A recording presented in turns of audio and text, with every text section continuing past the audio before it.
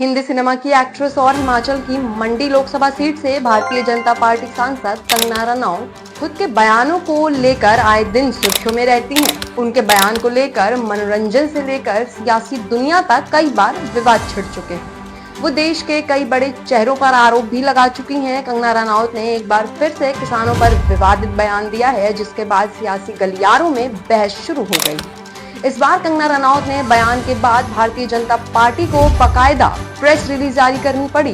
Party ने कहा, कंगना का बयान बीजेपी का बयान नहीं है। बीजेपी कंगना रनौत के बयान से असहमति व्यक्त करती है।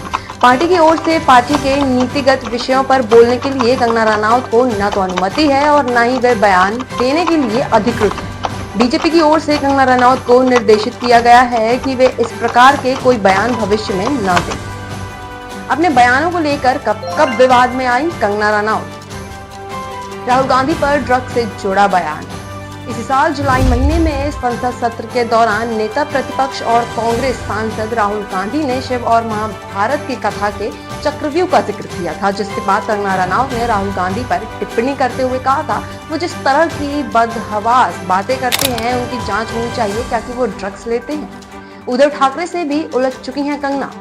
महाराष्ट्र में जब उद्धव ठाकरे की सरकार थी, तब मुंबई महानगर पालिका ने कंगना के घर के कुछ हिस्सों को अवैध बताकर बुलडोजर चलवा दिया था। इस मामले में अभिनेत्री ने उद्धव ठाकरे पर जमकर हमला बोला था। उन्होंने सोशल मीडिया पर वीडियो पोस्ट करते हुए कहा था, उद्धव ठाकरे, तुझे क्या लगता है तूने मेरा घर तोड़कर मुझसे बहुत बड़ा बदला लिया है? आज मेरा घर टूटा है, कल तेरा घमंड टूटेगा। ये वक्त का पहिया, याद रखना, हमेशा एक जैसा नहीं होता। स्वामी अभिमुक्तेश्वरानंद शंकराचार्य पर उठाए सवाल। पिछले दिनों कंगना रनौत ने शंकराचार्य पर भी सवाल खड़े किए थे। जुलाई महीने में उन्होंने शंकराचार्य पर सवाल खड़े किए थे। इस दौरान कंगना महाराष्ट्र के मुख्यमंत्री एकनाथ शिंदे के समर्थन में उतर आई थी। ज्योतिर्मठ के शंकराचार्य स्वामी अभिमुक्तेश्वरानंद स्वामी ने कहा था कि उद्धव ठाकरे विश्वासघात के शिकार हैं। धर्म भी यही कहता है कि अगर राजा स्वयं अपनी प्रजा का शोषण करने लगे तो राजद्रोह ही परम धर्म है। इसके बाद शंकराचार्य पर कटाक्ष करते हुए कंगना रनौत ने सोशल मीडिया पोस्ट में कहा था कि स्वामी अभिमुक्तेश्वरानंद ने शिंदे को देशद्रोही और विश्वासघाती कहकर सभी की भावनाओं को ठेस पहुंचाया। राजनीति में गठबंधन, संधि और पार्टी का विभाजन होना बहुत सामान्य और संवैधानिक है। कांग्रेस पार्टी 1907 और 1971 में विभाजित हुई थी। अगर कोई राजनेता राजनीति नहीं करेगा तो क्या गोलगप्पे बेचेगा?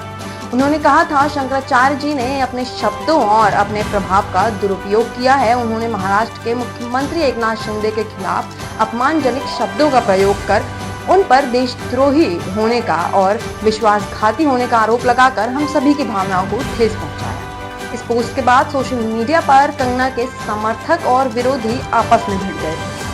2014 में मिली थी असली आजादी। साल 2021 में एक टीवी चैनल को दिए गए इंटरव्यू में कंगना रनौत ने कहा था, 1947 में भारत को भीख में आजादी मिली थी। देश को असली आजादी साल 2014 में मिली। कंगना रनौत के इस बयान के बाद पूरे देश में नई बहस छिड़ चुकी थी और सियासी गलियारों में तहलका मच गया था। तापसी, ऋचा और स्वरा भास्कर पर टिप्पणी। कंगना रनौत हिंदी सिनेमा की जानी मानी एक्ट्रेस स्वरा भास्कर, ऋचा चड्ढा और तापसी पन्नू को लेकर भी विवादित बयान दे चुकी है।